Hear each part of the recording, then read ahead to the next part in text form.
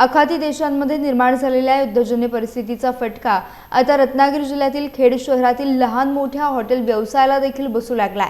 Commercial gas सिलेंडरचा तीव्र तुटवडा निर्माण झाल्यामुळे अनेक व्यावसायिकांना व्यवसाय बंद ठेवण्याची वेळ आली आहे। खेड शहरातील वडापाव सेंटर, चायनीज स्टॉल, समोसे कचोरी सेंटर तसेच भेळपुरी विक्रेत्यांसारख्या लहान व्यावसायिकांची परिस्थिती फार गंभीर झाली आहे। गॅस उपलब्ध होत नसल्यामुळे अनेकांनी आपली दुकाने आणि टपऱ्या बंद केल्यात। अंदाजे 35 ते 40% हॉटेल्स आणि टपऱ्या सध्या बंद असल्याचे चित्र शहरात पाहायला मिळते। यामुळे लहान व्यावसायिकांचे मोठे आर्थिक नुकसान होत असून अनेक कामगारांच्या रोजगारावर देखील संकट निर्माण झाले आहे। गॅस पुरवठा सुरळीत करण्याची मागणी आता हॉटेल व्यावसायिकांकडून प्रशासनाकडे करण्यात येते आहे।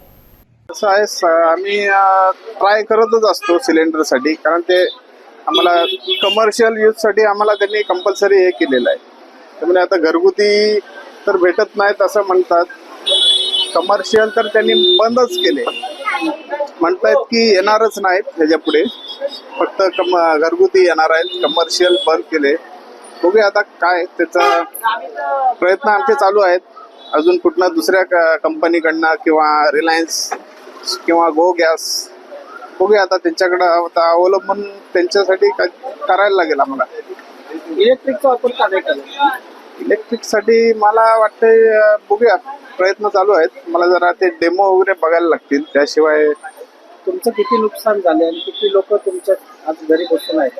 आता कसं आहे, आता 5-6 जण माझ्याकडे कामगार आहेत, त्यांचं ते आता घरीच आहेत। म्हणजे आजचा 3रा दिवस आहे सिलेंडर नसल्यामुळे।